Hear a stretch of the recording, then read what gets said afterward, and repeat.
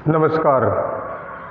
हिंदी व्याकरण से आज हम वाक्य का अध्ययन करेंगे और अर्थ की दृष्टि से वाक्य के भेद भी जानेंगे। प्रश्न है, वाक्य की परिभाषा उदाहरण सहित दीजिए।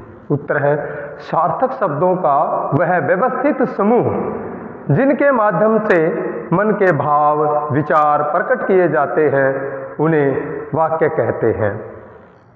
उदाहरण के तौर पर पक्षी गीत गाते हैं, वसंत ऋतु आते ही फूल खिल जाते हैं।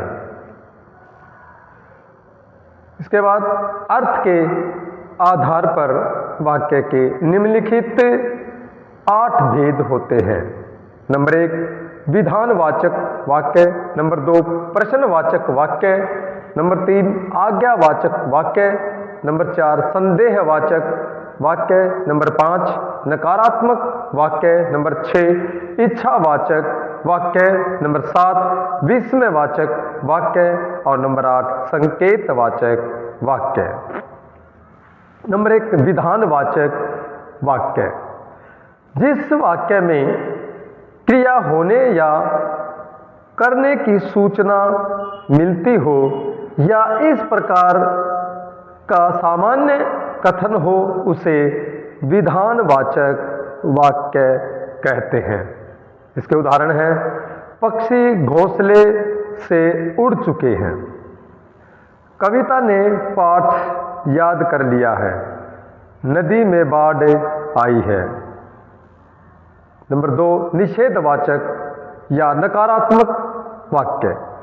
जिन वाक्यों से क्रिया न होने या न किए जाने का भाव प्रकट होता है उसे नकारात्मक वाक्य कहते हैं। उदाहरण के तौर पर इन वाक्यों की पहचान न, मत, नहीं देखकर की जा सकती है। जैसे पक्षी घोंसले से नहीं उड़े हैं, कविता ने पाठ नहीं याद किया है, नदी में बाढ़ नहीं आई है। कुछ उदाहरण, पक्षी घोंसले से नहीं उड़े हैं, कविता ने पाठ नहीं याद किया है, नदी में बाढ़ नहीं आई है, ऐसी सर्दी में बाहर मत जाओ, रोहन धूप में न निकलना। नंबर 3, प्रश्नवाचक वाक्य। जिन वाक्यों में प्रश्न पूछा जाता है तथा जिनमें कुछ उत्तर पाने की जिज्ञासा रहती है उसे प्रश्नवाचक वाक्य कहते हैं। प्रश्नवाचक वाक्यों की पहचान क्या, कब, क्यों, कैसे, कौन, किसे, किसका आदि प्रश्नवाचक शब्द देखकर वाक्य के अंत में लगे प्रश्नवाचक चिन्ह को देखकर की जाती है। उदाहरण, ऐसी धूप में बाहर कौन खड़ा है? रमा कब आई? तुम कल विद्यालय क्यों नहीं आए? नंबर 4, आज्ञावाचक वाक्य। जिन वाक्यों में आज्ञा या अनुमति देने लेने का भाव प्रकट होता है उसे आज्ञावाचक वाक्य कहते हैं। इन वाक्यों का दूसरा नाम आज्ञासूचक या विधिवाचक वाक्य भी है। इसके उदाहरण से समझे, किताब के पेज मत फाड़ो, किसलिए अब पढ़ने बैठ जाओ, दीवारों को साफ कर दो। इसके बाद नंबर 5, इच्छावाचक वाक्य। जिन वाक्यों में वक्ता की इच्छा, कामना, आशीर्वाद आदि का भाव प्रकट होता है उन्हें इच्छावाचक वाक्य कहते हैं।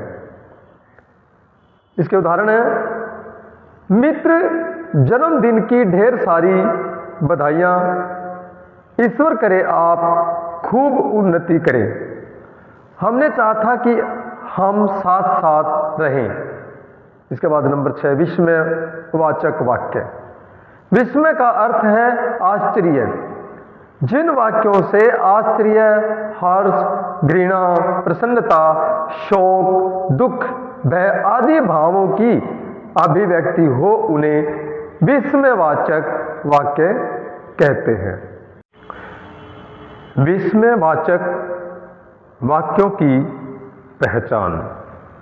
वाक्य में अहो, आहा, हाय, छी, अरे आदि देखकर ऐसे शब्दों या वाक्य के अंत में लगा विस्मयवाचक चिन्ह को देखकर की जा सकती है। उदाहरण, अरे कितना विशाल मैदान है, ओह तुम आ गए, आहा इतना सुंदर फूल, देखकर मन प्रसन्न हो गया। सावधान, ट्रक आ रहा है, छी नाले के पास बड़ी बदबू थी। नंबर 7, संदेहवाचक वाक्य। जिन वाक्यों की क्रिया पूर्ण होने में संदेह होता है उन्हें संदेहवाचक वाक्य कहते हैं। संदेहवाचक वाक्यों की पहचान वाक्य के अंत में होगी, होगा, होंगे देखकर शायद, संभव, संभवतः जैसे शब्द देखकर की जा सकती है। उदाहरण, जैसे अब तक फसल कट चुकी होगी, रमा खाना पका चुकी होगी, दीपक बुझ गया होगा, संभवतः विजय विद्यालय से घर आ गया होगा, अब शायद बारिश बंद हो जाए। इसके बाद नंबर 8, संकेतवाचक वाक्य। जिन वाक्यों में एक क्रिया का होना दूसरी क्रिया पर निर्भर करता है उन्हें संकेतवाचक वाक्य कहते हैं। उदाहरण, यदि वर्षा रुकती तो मैं घर जाता, अगर जल्दी आते तो टिकट मिल जाता, यदि डॉक्टर समय पर आ जाते तो मरीज की जान बच जाती। वाक्य रूपांतरण। अर्थ के आधार पर वाक्य के 8 भेद होते हैं। इनमें से किसी वाक्य को एक भेद से दूसरे भेद में इस तरह बदलना कि वाक्य का कर्ता, क्रिया और कर्म ज्यों का त्यों रहे, वाक्य रूपांतरण कहलाता है। वाक्य रूपांतरण निम्नलिखित उदाहरण द्वारा समझा जा सकता है। जैसे पक्षी आकाश में उड़ रहे हैं, विधानवाचक वाक्य।